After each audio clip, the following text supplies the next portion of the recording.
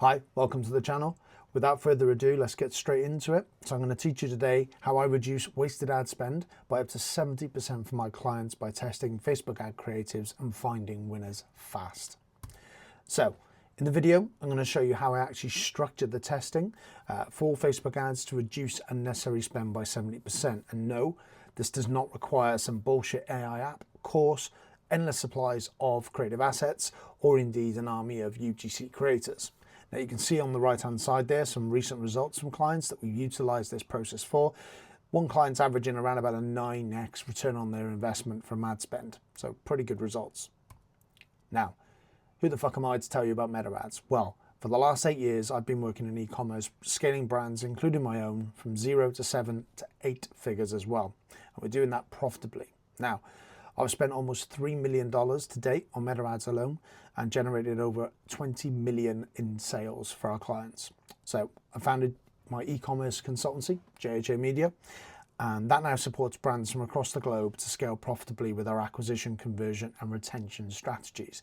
Now in this video today, I'm only going to be focusing on the acquisition elements of our process. You can see some more results there on the right-hand side of our clients' work. So let's talk a little bit about the problems that you're probably facing right now with your creative testing. So you're probably running a testing campaign and a separate scaling campaign. And that's entirely fine because that's probably what you've been told to do by many, many media buyers. Now, what you're probably finding is every time you move a winner from your testing campaign to your scaling campaign, it tends to die.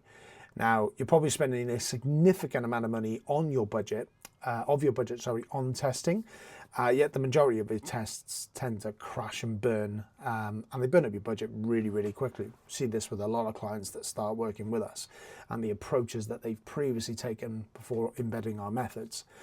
So how this currently looks is that it impacts your overall account performance, okay? And it leaves you with quite a stretched budget and poor results ultimately, which is really bad for your business. So it tends to look like something like we've got on screen here. So you tend to have your testing set up with one campaign, typically ABO, spread across various ad sets, a couple of ads in between those. You pick out the identified winners and then you move them across to a scaling campaign and nothing happens.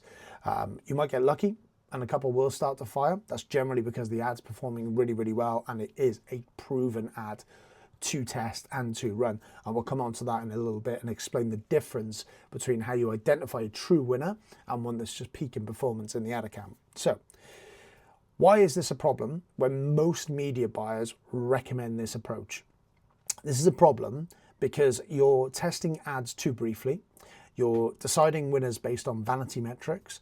You're also prematurely moving ads to scale without proof that they can actually spend. You're relying on unproven and unstable ads to scale, and you're encouraging unpredictable performance within the ad account, which all eventually leads to failure. So what is the solution? Well, the solution is an ad account structure within Meta that fundamentally allows you to test as many creatives as you like, while allocating the majority of the budget to the ad creatives that will produce the highest return on investment. So let's just backtrack and think about that in more detail. So you want your budget applied in Meta to go to the best creatives that stand you in the best chance of achieving your objective. You don't want Meta to spend money on ads that will not perform because that's wasted budget. And you can see here one of our client case studies where we've managed to spend just under £17,000 with a client, generating £172,000 return on their investment, which averages out as 10x. There's some significant kind of results here that we're seeing with this approach and with the methods that we're trying. So why does this structure work? Well, the structure works because when we create a campaign, we select an outcome that Meta should be optimized for. So Meta's always going to allocate spend from your budget proportionately based on the ad creative's ability to generate against the conversion objective. So again, take a step back. We set up the campaign with a specific objective. Now, if you're an e-com brand and you are selling products, the only conversion objective you should have is sales. Do not run traffic ads, please. It's 2025, but I always feel the need that I still need to say that. So Meta's always going to allocate your spend from your budget to achieve the objectives. Now, believe it or not, Meta actually wants you to win, right? I know there's a lot of media buyers out there that will suggest otherwise, but I'm telling you, Meta wants you to perform well, and it wants your ads to perform well as well. So in simple terms, what Meta's going to be doing is allocating spend to wherever it can get the most purchases predicated by the campaign objective. So it's going to push your creatives that it believes are going to succeed to achieve your objective. And there's another case study on the right-hand side there, 20K ad spend, 268 return on ad spend. These are not uncommon results. These are not just kind of flash in the pan results that we're getting for clients. They are consistent results that we're getting because this approach that we take is a formalized approach that's proven to work, and it influences so much on what Meta wants us to be doing with the ad structures in this day and age with the AI capabilities. So I hate to break it to you, but despite what you might think, you are not smarter than the algorithm. Now, I know for years as media buyers, we've been trained to outsmart the algorithm, to try to guess, second guess, make sure ads get spent. And, you know, I've seen campaigns where you've got one campaign, one ad set, one ad per ad set, multiple ad sets. Those days are gone. You don't need to do that anymore. There was a time when you needed to do that to make your ad account campaign successful. You don't need to do that anymore. The Meta algorithm is making trillions of calculations every single day, and it's predicting the likelihood of a user to respond to the ads that are presented to them. It has an abundance of data. You simply cannot outsmart this algorithm. Now, by running separate campaigns for your testing and scaling, what you're assuming is that you can predictively and more accurately assess user behavior than the algorithm. Now, to be totally frank with you, this is utter madness, and it is not, nor will it ever be true. Therefore, the most efficient approach to creative testing in terms of performance is to design our campaigns to take advantage of Meta's ability to anticipate user actions and to automatically distribute the budget towards the ads that drive the most purchases and the most cost-effective purchases to hit within our desired CPA. So, what does all of this mean for our ads and our new creatives? In simple terms, we want our new ads to earn spend from our proven ads. So they need to earn spend and proportion of the budget off proven ads that are allocated spend and are winning, okay? So as an example, if we put a set of brand new ads into the same campaign as a set of high existing performers, so we've got high performing ads that are achieving your CPAs, they're achieving all of your metrics, and they are your winning ads or deemed as your winning ads, we want our new ads to outperform those ads. That's the benefit, and that's the whole objective of creative testing. We shouldn't be creative testing just to throw more ads on the campfire. We should be putting more ads to fuel the fire and to make scale happen. Now, when we introduce brand new ads into the same campaign as existing high-performing ads, Meta is naturally going to allocate spend to the ads that are most likely to achieve the campaign objective. So we're coming back to that point again. Meta's always going to try and make you achieve your campaign objective. This means that any new ads must earn their share of the budget by outperforming proven ads in terms of either cost efficiency or the volume of conversions. And the really poorly put together graphic on the right hand side kind of indicates this. You want all of that spend to go to winning ads. You don't want the spend to be distributed equally across the ads so that you've got some form of ratio that's fair to everybody. The money needs to go on the most profitable ad that's going to perform. That's how you win with Meta ads in 2025. So how do we know that this approach is going to work? Well, it's simple. If Meta doesn't allocate any spend to a new ad, it's because the algorithm has determined that the ad is not capable of outperforming your existing high-performing and proven ads. So, put simply, if you put a new ad up against an ad that's already performing really, really well, and spend is minimal on that new ad over a period of time, 1 week, 2 weeks, 3 weeks, however long you're ready to leave it, and very much dependent on budget, that ad is not going to perform because it's not capable, based on the algorithm, to outperform your winners, which is exactly what we're trying to do with creative testing. This whole method probably blows open your mindset on creative testing and what creative testing should look like. This is it. This is how we creatively test in Meta to drive more profit. So essentially by doing this, we're just ensuring that your allocated budget is being spent on your highest performing ads, and therefore it's limited ad spend on ads that it has less confidence in. We're not allowing Meta to spend money on ads that are not going to perform. We're not doing that with this process. This whole structure and process prohibits that from happening. Now, by structuring your campaigns this way, you will avoid wasting money. You will avoid wasting money on ads that are unlikely to perform, they are likely to underperform, and you're gifting Meta the freedom that it really, really wants to efficiently manage your budget and achieve your campaign objective. So you're giving Meta the freedom, you're putting your faith in the algorithm, and there's a proven process that you are looking to work with. So how exactly does this work, and how can you implement this today? Now, one thing to remember that the ad spend will flow to the ads that the algorithm believes that it can grow. So, recap on that again. Your ad spend will flow to the ads that the algorithm believes can grow. The ads that can accumulate more and more spend and therefore scale at profit. So, the way this campaign works, it's one CBO campaign, it's 2 ad sets, and new creatives must beat your winners. Now again, a lovely, poorly put together graphic on the right hand side there, but hopefully you get the gist of what I'm trying to explain here. You've got your CBO campaign front and center. Now, we do this on a per product or country basis. Now, this is very dependent on your budget, and it's very dependent on what your kind of business looks like. For you, as an example of a clothing brand, if you have a particular collection that you have on your website, let's say, for example, tops, bottoms, new collection of hoodies, wherever it might be, they would have their own CBO campaign. The reason we do that, we want to make sure that we are targeting the right audience based on that particular product, and we're doing that on a country by country basis.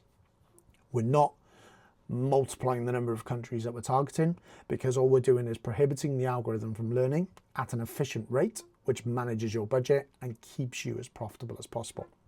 So, CBO campaign per product per country. 2 ad sets. 1 ad set with your existing top performing ads.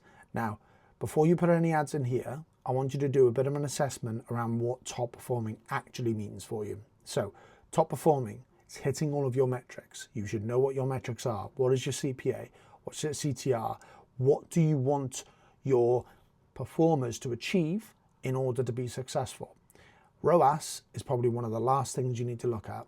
And that's a bit controversial, but there's so many different fundamental contributors towards ROAS outside of the ad account that we should not be using ROAS as a metric. Now, as a sole metric for itself anyway, we should be looking at things like CPMs, CPAs, and making sure that those core metrics are telling us that Meta is favoring these ads.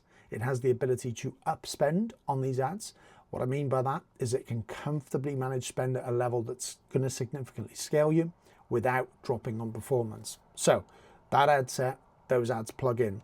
Now, depending on your budget here, let's assume the budget's £100 a day, right? Then I would be comfortable with the ad set that you've got at the moment and the way that this works, that you maintain a good proportional level of top performers. That being said, you really want to cycle in no more than 10 creatives at this point, right? Unless your budget goes beyond that kind of level. Because realistically, unless your CPAs are really, really low, kind of minimal, kind of below £5, £100 budget's not really going to get you an awful lot of results based on that kind of volume of top performers. So use the different thresholds. So for example, top performing ad sets there, I wouldn't really take that above 5 unless you're willing to kind of spend beyond the £100. So use that as a bit of a benchmark. So that's your top performing ad set. Then you've got your new creative ad sets. Now, I use the term ad sets. Now, for the starters, you start with 1. You start with 1 creative ad set and no more than 5 to 6 creatives. And the reason you only use 5 to 6 creatives is you do not want to overflood the account and allow that learning period to be prolonged, especially if spend is minimal at this point.